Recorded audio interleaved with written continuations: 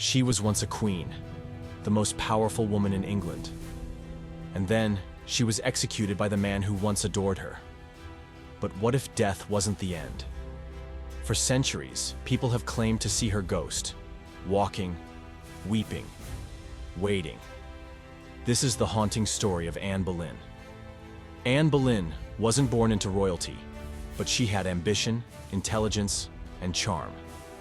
And that was enough. Born around 1501, Anne spent time in the Dutch court and later in France, picking up languages, fashion sense, and diplomatic savvy. When she returned to England, she caught the eye of none other than King Henry VIII. Here's the twist. Henry was already married to Catherine of Aragon. But Anne refused to be just another mistress.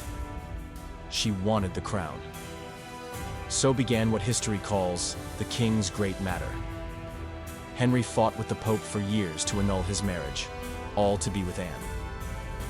In 1533, he broke from the Catholic Church entirely, married Anne, and declared her Queen of England. But the honeymoon didn't last long. Anne gave birth to a daughter, Elizabeth, yes, that Elizabeth, but no sons.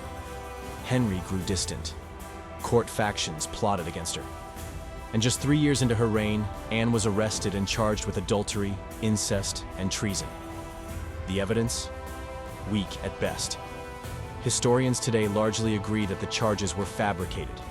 She was tried, found guilty, and sentenced to death.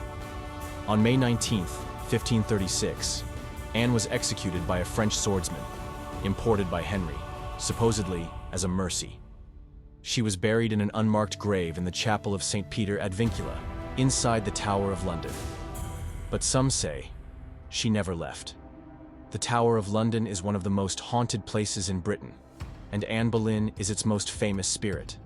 Numerous guards, visitors, and even officials have claimed to see her ghost. One of the earliest reports comes from the 19th century. A guard on night duty fainted after seeing a white figure, clutching its own head, drifting near the Queen's house, where Anne spent her final days. Other guards have reported the same thing. A woman in Tudor dress walking calmly, head tucked under one arm. Yeah, that's right. Anne Boleyn's ghost is often seen carrying her head. Chilling? Definitely. But it's not just the tower.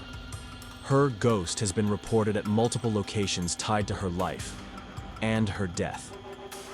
Take Blickling Hall in Norfolk, said to be Anne's birthplace. Every year, on the anniversary of her execution, a spectral coach reportedly arrives at midnight, drawn by headless horses. Anne is said to sit inside, dressed in white, holding her severed head on her lap. Or Hever Castle, where she grew up. Visitors report cold spots, sudden chills, and glimpses of a dark-haired woman walking the corridors alone. Even at Hampton Court Palace, once shared with Henry, her ghost allegedly appears in the haunted gallery, her face full of sorrow. Whether it's one spirit traveling or several legends growing over time, the message is the same. Anne Boleyn's presence has never truly vanished. So why Anne Boleyn? Why does her ghost linger? Historians and paranormal theorists alike suggest a few reasons. First, the injustice.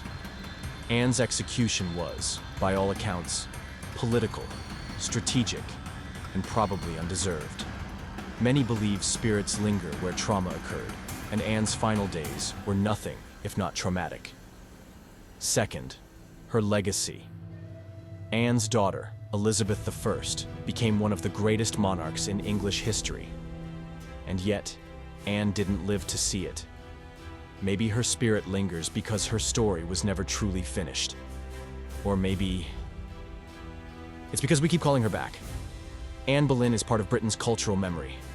Her story is told in books, TV shows, songs, and yes, even YouTube videos like this one. So what do you think? Is the ghost of Anne Boleyn real? A manifestation of guilt, grief, or injustice? Or just a story we tell to keep history alive? Whether you believe in ghosts or not, Anne's story continues to haunt us. And maybe that's exactly what she wanted. If you found this story fascinating, hit that like button. It helps more people find the video. And if you're new here, consider subscribing for more strange, historical, and haunting tales. Drop a comment below. Would you visit the Tower of London at night? Thanks for watching, and as always, stay curious.